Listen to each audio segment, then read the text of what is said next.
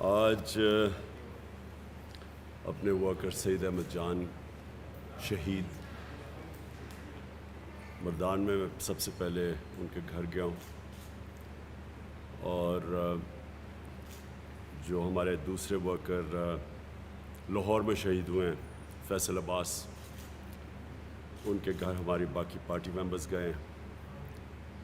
ہم نے 1-1 کروڑ روپیہ اپنی پارٹی کی طرف سے ہم خود اکٹھا کریں گے ان دونوں کے لیے۔ میں سمجھتا ہوں کہ یہ وہ لوگ ہیں جو کہ ایک آزادی، حقیقی آزادی کے جذبے سے نکلے تھے، اور انہوں نے فیصلہ کیا تھا کہ ہم نے ایک بیرونی ملک کی ایک امپورٹڈ حکومت جو ہمارے اوپر مسلط کی گئی، اور اس کے علاوہ جو سارا پاکستان کا کرپٹ ترین لوگ، مافیا، جن کو اس ملک کے اوپر بٹھایا گیا، تو یہ انہوں نے گھر سے نکلے تھے جس طرح ہمارے سارے لوگ نکلے تھے، ایک ملک کی ایک آزادی کے لیے، اس گرمی میں، ان حالات کے اندر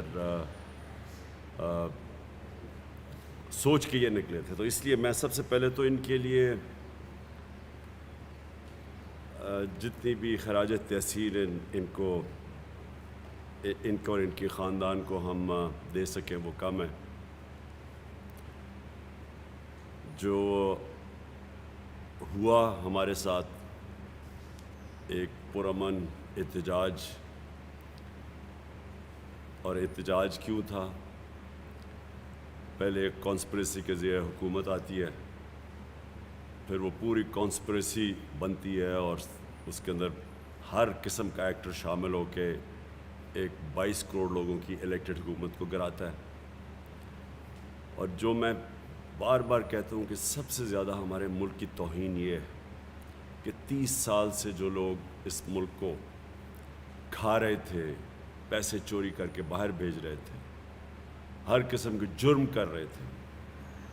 ان لوگوں کو اس ملک کے اوپر مسلط کیا جاتا ہے۔ تو اس کے خلاف ایک پرامن احتجاج بھی کرنے کی اجازت نہیں دی گئی۔ جو اس قوم کو غصہ ہے، جو میں نے تو فیصلہ کیا کہ میری جو باقی زندگی ہے وہ صرف اس قوم کی حقیقی آزادی کے لیے، کہ کسی صورت ایک قوم اگر اس چیز کو تسلیم کر جائے کہ پہلے آپ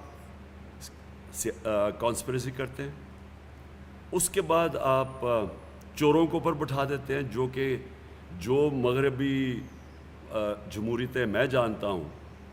کوئی سوچ بھی نہیں سکتا کہ ضمانت کے اوپر انسان کو کوئی عہدہ دیا جائے، اس کو پرائم منسٹر اور چیف منسٹر بنا دیتے ہیں، اور پھر 60% کیبنٹ ضمانت پہ ہوتی ہے۔ اب اس کے خلاف اگر پرامن احتجاج ایک قوم نہیں کر سکتی، تو پھر اس قوم کو اس کو زندہ ہی نہیں رہنا چاہیے، کیونکہ پھر کیا رہ گیا؟ ایک طرف کہتے ہیں جمہوریت ہے، جمہوریت کے اندر، ہر دنیا کی جمہوریت میں آپ کو حق بنتا ہے احتجاج کرنے کا، پرامن احتجاج کرنے کا، وہ حق بھی نہ دیا جائے۔ پہلے انہوں نے جب رات کے اندھیرے پہ حملے کیے، لوگوں کے گھروں میں گئے، پنجاب پولیس نے جس طرح ہمارے کارکنوں کے اندر، نہ انہوں نے دیکھا عورتیں ہیں، نہ دیکھا بچے ہیں، جس طرح انہوں نے 2-2 3-3 بجے رات کے، صبح کے، یعنی گھروں میں گھسے۔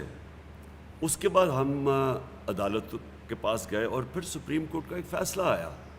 اور انہوں نے ایڈوائز کی کہ جناب یہ آپ کو، پولیس کو یہ نہیں کرنا چاہیے۔ انہوں نے یہ بھی رکاوٹوں کے اوپر بھی کہا۔ ہمیں یہ لگا اس کے بعد کہ اب تو ساری رکاوٹیں بھی ہٹا دی جائیں گی، اور اب کوئی پولیس کی کارروائی بھی نہیں ہوگی۔ تو اس لیے جو بھی ہوا اس کے بعد، ہمارے میں سے کوئی اس چیز کو ایکسپیکٹ نہیں کر رہا تھا۔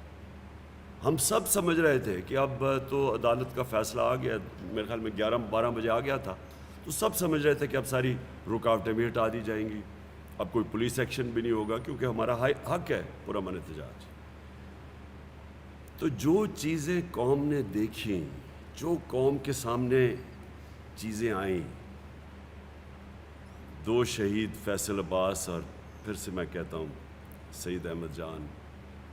ان کو وہ راستے میں، اور خاص طور پہ فیصل عباس کو تو پل سے پھینکا گیا راوی کے نیچے سے.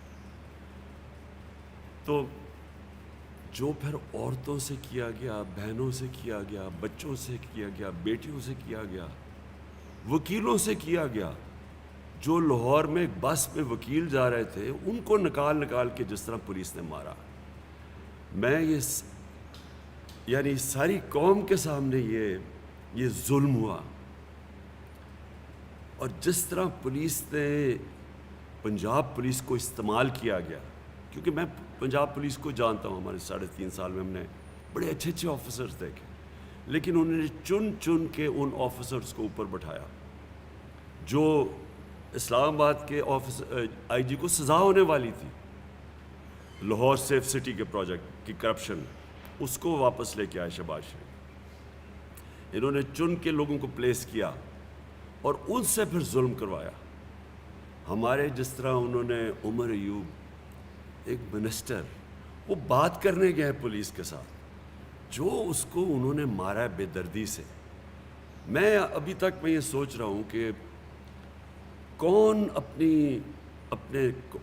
عوام کو، لوگوں کو، شہریوں کو، بچوں کو، عورتوں کو، بیٹیوں کو،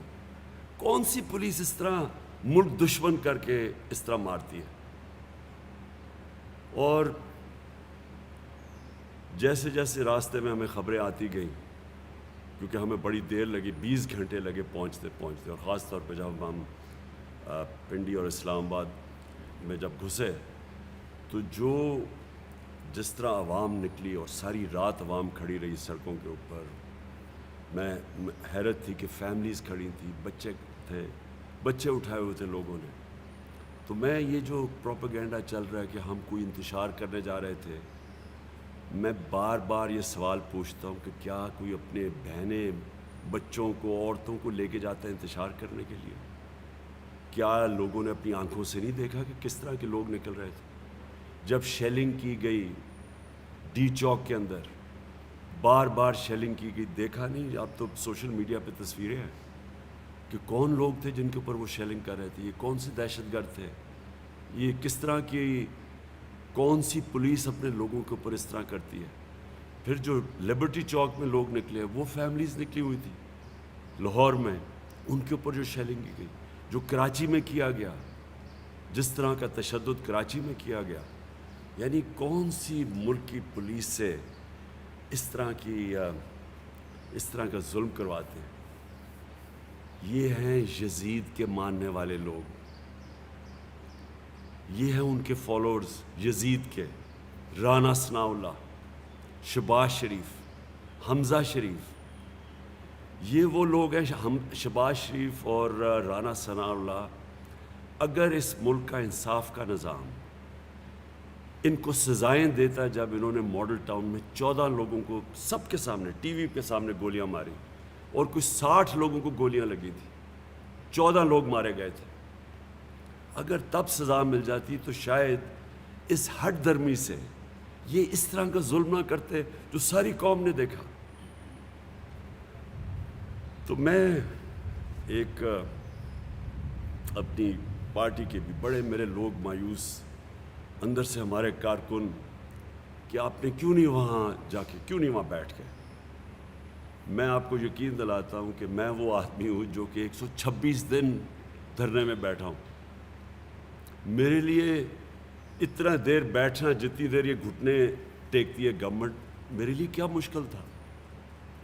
لیکن مجھے جب تک میں وہاں پہنچا،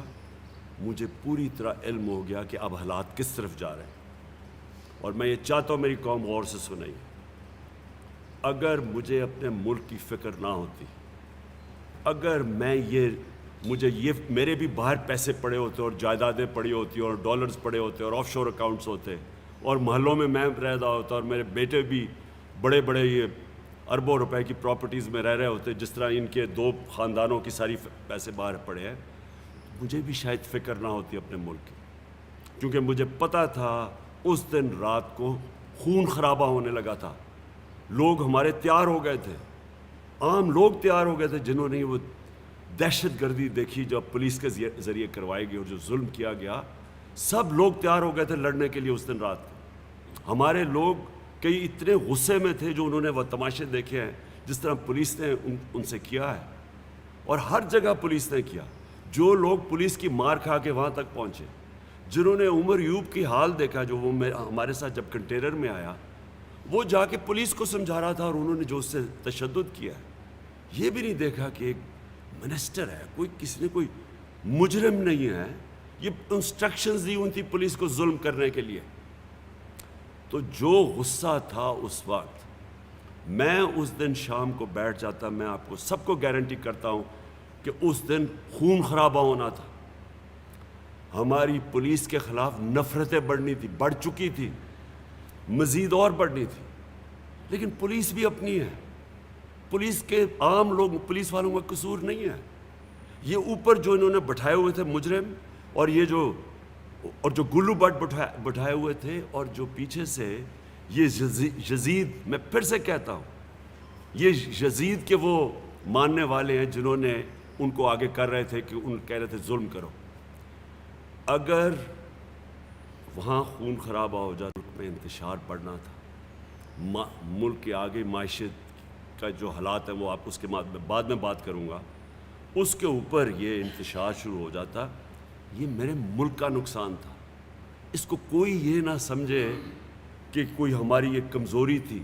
اور یہ بھی کوئی نہ سمجھے کوئی ڈیل ہوئی، یہ بھی جی میں باتیں سن رہا ہوں کہ جی کوئی اسٹیبلشمنٹ سے ڈیل ہوئی ہے، میری کوئی کسی سے ڈیل نہیں ہوئی۔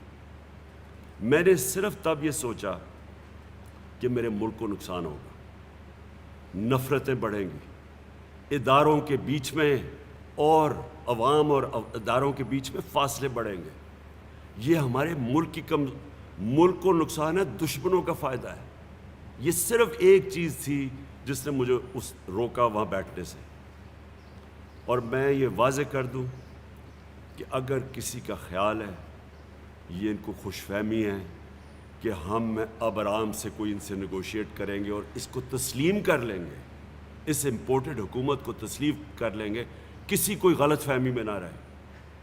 میں نے یہ فیصلہ کیا ہوا ہے کہ میں اس کو جہاد سمجھتا ہوں، میں جب تک زندہ ہوں میں اس کے سامنے کھڑا ہوں گا، مجھے کسی چیز کی نہ کوئی فکر ہے نہ پرواہ ہے ذاتی طور پہ، صرف اپنے ملک کی فکر ہے۔ تو لہٰذا میں آج یہ واضح کر دوں کہ ہم 6 دن دے رہے ہیں، اس کے اندر اگر انہوں نے نہ اناؤنس کیا، انہوں نے نہ واضح طور پہ اناؤنس کیا کہ کب یہ ڈیٹ اناؤنس کریں گے الیکشن کی، انہوں نے واضح طور پہ یہ نہ بتایا کہ اسمبلیز ڈیزالو کر کے ڈیٹ کب اناؤنس کریں گے، یہ میں اب پھر سے نکلوں گا اور میں آپ کو واضح کر دوں کہ اب ہم نکلیں گے تیاری کر کے۔ ہماری کسی کی تیاری نہیں تھی، جس طرح کہ پولیس کا ہمارے اوپر حملہ ہوا، کوئی بھی تیار نہیں تھا اس کے لیے۔ ہم سارے جب خاص طور پہ جب سپریم کورٹ کا ایک آرڈر چلا، جب ہم نے تو سوشل میڈیا کے اوپر ہی دیکھا، ہم سب کو یہ لگ گیا کہ اب راستے کھل جائیں گے اور اب کوئی مسئلہ پولیس کا نہیں ہوگا، لہٰذا کوئی تیاری نہیں تھی۔ جو ڈی چوک میں بھی لوگ تھے، اچھا ڈی چوک میں یہ کہتے کہ جی ریڈ زون میں چلے گئے، لوگوں کو کیا پتہ، انہوں نے ہم سے پرمیشن مانگ رہے تھے کشمیر روڈ کی یا سری نگر ہائی وے کی،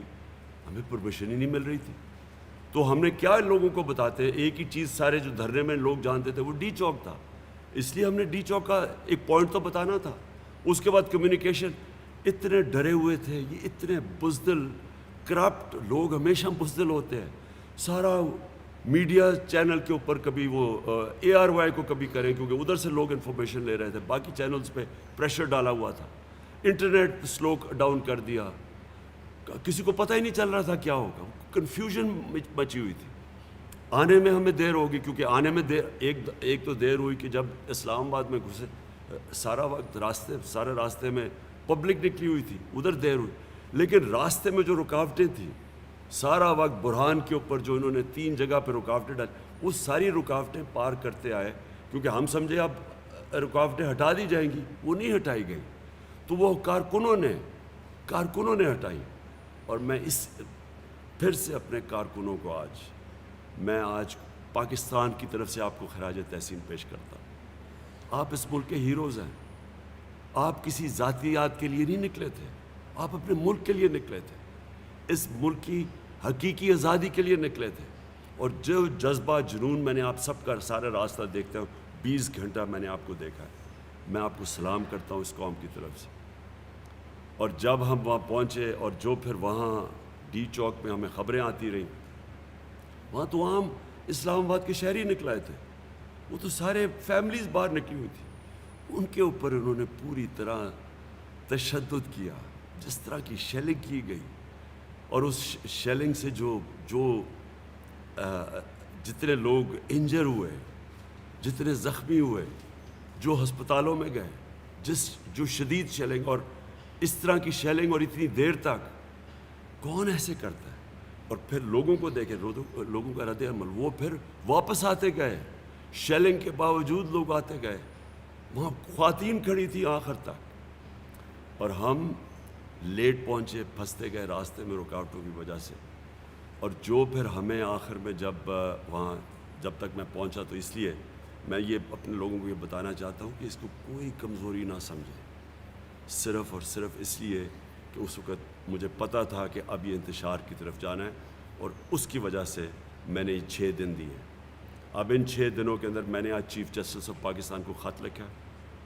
اور میں نے ان سے یہ سارے سوال کیے کہ کیا ایک جمہوریت کے اندر ایک پرامن احتجاج کرنے کا ہمارے پاس حق ہے یا نہیں ہے.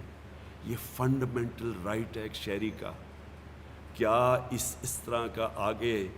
اگر ہم کوئی احتجاج کرتے ہیں, اور خاص طور پہ ان چوروں کے خلاف, اور یہ جو اب حرکتیں کر رہے ہیں, جو اب اسمبلی میں یہ کروا رہے ہیں, یہ بالکل غیر آئینی چیز ہے کہ آپ اوورسیز پاکستانی اس کا حق لے لیں صرف اس لیے کہ آپ کو ڈر لگا ہوا آپ الیکشن نہ ہار جائیں. یہ سارے جو آپ حربے استعمال کریں گے, میں اپنی عدلیہ سے پوچھتا ہوں کہ کیا آپ سمجھتے ہیں کہ ہم اب یہ چپ کر کے بھیڑ بکریوں کی طرح یہ سب مان لیں گے چیزیں؟ اور اگر ہم یہ اب سمجھتے ہیں تو یہ تو ملک کو خود ہی ہم دھکیل رہے ہیں ایک بغاوت کی طرف. کیونکہ اس کا اگلا سٹیپ کیا, اگر آپ کسی کو پرامن احتجاج نہیں کرنے دیں گے تو ان کے پاس پھر کتنے راستے رہ جائیں گے. تو اس لیے میں نے چیف جسٹس صاحب ان کو بھی آج خط لکھا ہے کہ کلیئر کریں پوزیشن, کیونکہ انہوں نے اگر 6 دن کے بعد نہ کیا, میں پھر کال دوں گا قوم کو. اور میں آپ کو یقین دلاتا ہوں کہ جو اب 6 دنوں تک ہمیں پتہ چل جائے گا کہ ہمیں کیا ہمارا پاکستان کا سپریم کورٹ ہمارے فنڈامنٹل رائٹ کو پروٹیکٹ کرتا ہے یا نہیں. میں تو حیرت یہ ہے کہ جس طرح وہ سوشل میڈیا پہ چل رہا ہے, وہ وکیل ایک بس کے اندر ہیں, اس میں عورتیں بھی ہیں, ان کو نکال کے جس طرح مار رہے ہیں. یہ کبھی کسی نے اس طرح کی چیزیں دیکھی ہیں؟ یعنی میں ابھی تک حیران ہوں کہ کون سا انصاف کا نظام اس چیز کو اجازت دیتا ہے. اور یہ لوگ, ساری قوم کو اب پتہ چل جانا چاہیے کہ حق کے اوپر کون کھڑا ہے, کون اس ملک میں ظلم کر رہا ہے, کون اس ملک کے اندر ایک ملک کی حقیقی آزادی کے لیے کھڑا ہے, اور کون اس ملک کے لیے کرپٹ نظام کو بچانے کے لیے ہر سطح پہ جانے کے لیے تیار ہے, اداروں کو آپس میں لڑانے کے لیے, عوام کو اداروں کے خلاف کرنے کے لیے تیار ہے, نفرتیں پھیلانے کے ایک پولیس کے خلاف جو لوگ تیار ہیں. دوسری, اب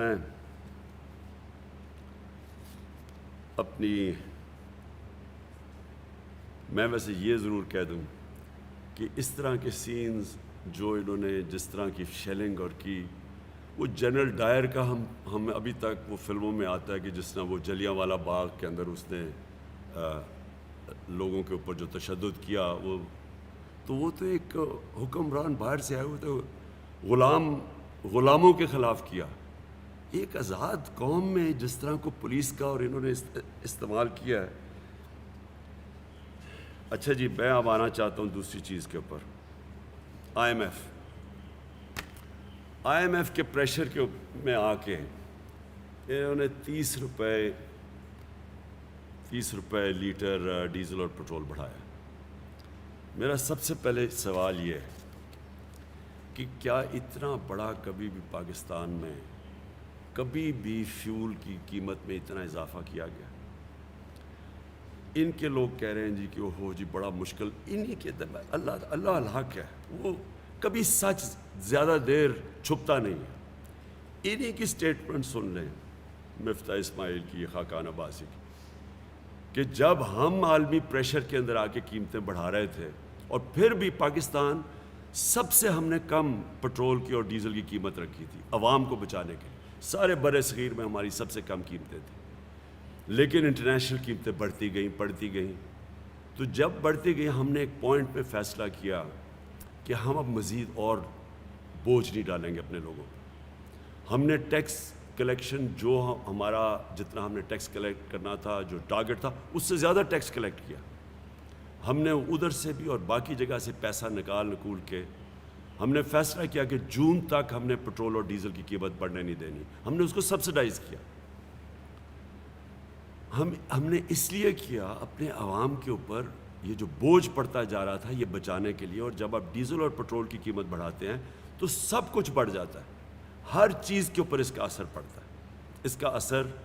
پڑے گا خاص طور پہ جا کے بجلی کے اوپر،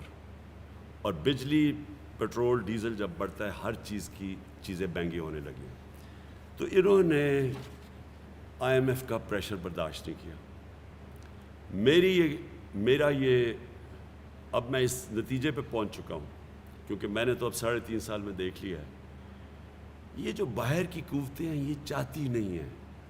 کہ پاکستان اپنے پیر پہ کھڑا ہو، یہ چاہتی ہیں ہم کمزور رہیں۔ اب انہوں نے پریشر ڈال کے، اور کیونکہ اس حکومت میں تو کوئی پریشر لینے کی قابلیت ہی نہیں ہے، نہ ان میں ملک چلانے کی قابلیت ہے، 6 ہفتے کے اندر انہوں نے جو ملک کے ساتھ کیا وہ سب کے سامنے ہے۔ روپیہ بھی گرنا شروع ہو گیا، سٹاک مارکیٹ، چیزیں ویسی مہنگی ہوں گی، اب اس کی وجہ سے مزید اور مہنگائی کی طرف اب جا رہے ہیں۔ تو میں یہ ان سے سوال پوچھتا ہوں کہ کیا اب ان کو نہیں پتہ کہ اس ملک کے اوپر اب کس طرح کا پریشر پڑے گا، عوام کے اوپر؟ عوام میں بدلی آئے گی، عوام جب یہ مزید اور مہنگائی آئے گی عوام تو بغاوت کی طرف جائے گی۔ ہم نے سری لنکا میں نہیں دیکھا کیا ہوا ہے، ہمارے سامنے 2 مہینے میں سری لنکا کدھر سے کدھر پہنچ گئی، یہ تو ہمیں ادھر دھکیل رہے ہیں۔ کیا اگر امریکہ کا ہمارا انٹرسٹ اتنا ہی ہوتا تو کیا ان کو نظر نہیں آ رہا کہ ملک میں بڑی مشکلوں سے ہم نے چیزیں کنٹرول کی ہوئی تھی؟ تو ہمارے اوپر بھی آئی ایم ایف کا پریشر تھا کہ قیمتیں بڑھاؤ، ہم نہیں بڑھا رہے تھے۔ انہوں نے یہ جو چیزیں بڑھائی ہے، میں آپ کو بتاؤں، اس سے یہ قوم کے اندر ایک ملک سے بدلی آئے گی، ملک سے بدل ہوں گے، وہ بدحالی آئے گی، اس کا جو امپیکٹ پڑے گا لوگوں کے اوپر۔ اور میں تو سمجھتا ہوں کہ یہ ہمیں ادھر دھکیل رہے ہیں جدھر سری لنکا جدھر پہنچ چکا ہے، اور اس کا جو امپیکٹ پڑنا ہے ہمارے ملک کے امن اور امن میں،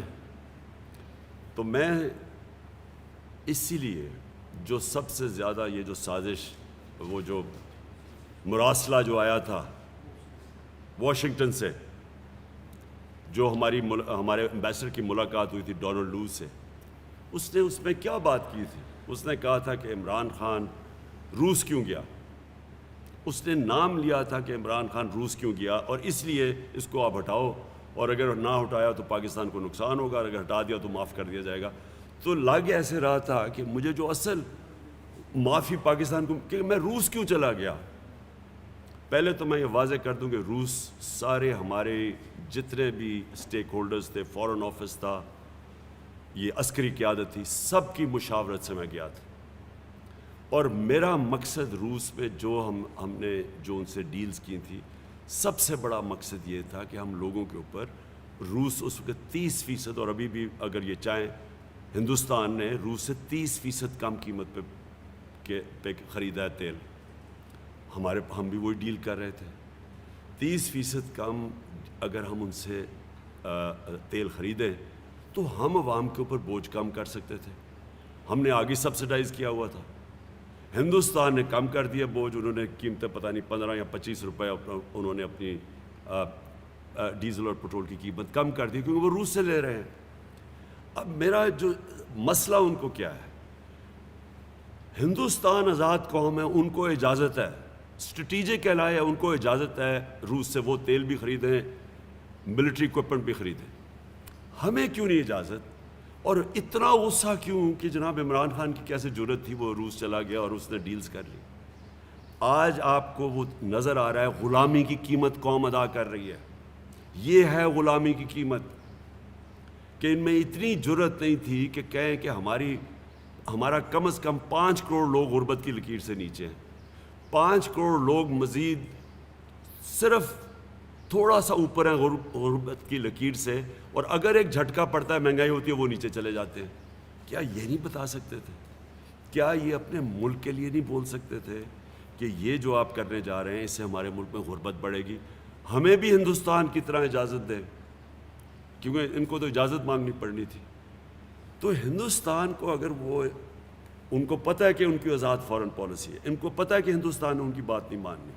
ہندوستان نے واضح طور پہ کہا ہے کہ ہمارے ملک میں غربت ہے اور ہم اپنے لوگوں پر بوجھ کم کرنا چاہتے ہیں، ہم کیوں نہیں کہہ سکتے تھے؟ اور یہ پھر سے میری جنگ اس امپورٹڈ حکومت سے یہ ہے کہ میں غلامی نہیں قبول کرتا۔ میں یہ 22 کروڑ لوگ ہم ان چوروں کے غلام نہیں بن سکتے جو کہ مزید امریکہ کی غلامی کریں اور ہر بات مانیں۔ یہ جو آئی ایم ایف ہے، آئی ایم ایف تو امریکہ کنٹرول کرتا ہے اس کو، تو یہ جو کون پریشر ڈال رہا ہے، کون پاکستان کو دھکیل رہا ہے؟ یہ جو کہتے ہیں لائف سپورٹ مشین پہ، کس نے پاکستان کو لائف سپورٹ مشین پہ رکھا ہوا ہے؟ اور پھر یہ کہتے ہیں کہ جی بیگرز آر ناٹ چوزرز، یہ پرائم منسٹر کہتا ہے، یہ کرائم منسٹر، کہ ہم بیکاری ہیں اس لیے ہمیں غلامی کرنی پڑتی ہے۔ تو یہ تو جس طرح آپ جا رہے ہیں تو ہمیشہ ہی بیکاری رہیں گے۔ اس لیے میرا آخری لفظ، اس لیے میرا یہ فیصلہ ہے، یہ جہاد ہے ان کے خلاف۔ 6 دن میں نے ان کو دیے ہیں، 6 دن کے بعد انشاءاللہ میں اپنی قوم کو نکالوں گا، اور اس بار ہی جب نکالوں گا تیاری کر کے نکالوں گا ہر قسم کی۔ مجھے امید اپنی سپریم کورٹ سے ہے، سپریم کورٹ کا اس وقت بہت بڑا رول ہے۔ میں اپنی وکلا کمیونٹی کو آج کہہ رہا ہوں، جس طرح انہوں نے وکلا کو مارا ہے بری طرح لاہور کے اندر، آپ کے سامنے وہاں پاکستان بار کونسل کا ممبر بیٹھا تھا، اس کو جو انہوں نے نکال کے جو اس کو مارا ہے، اور ایف آئی آر جو انہوں نے کی ہے، یہ وقت ہے میں آج اپنی ساری قوم کو اپیل کر رہا ہوں۔ میرا فیصلہ ہے، میں نے ان کو قبول نہیں کرنا، میں نے ان کے خلاف جہاد لڑنی ہے۔ میں آپ سب کو کہتا ہوں کہ 6 دن میں نے دیے ہیں، ساری قوم تیاری کریں اپنی حقیقی آزادی کے لیے، اور اس باری جب ہم نکلیں گے ہم تیاری کر کے نکلیں گے۔ ہم سپریم کورٹ سے پروٹیکشن چاہتے ہیں جو ہمارا حق ہے، لیکن اگر انہوں نے اس باری وہ حرکتیں کی جو اس باری کی ہیں، پھر یہ ذمہ دار ہوں گے جس طرف یہ ملک جائے گا۔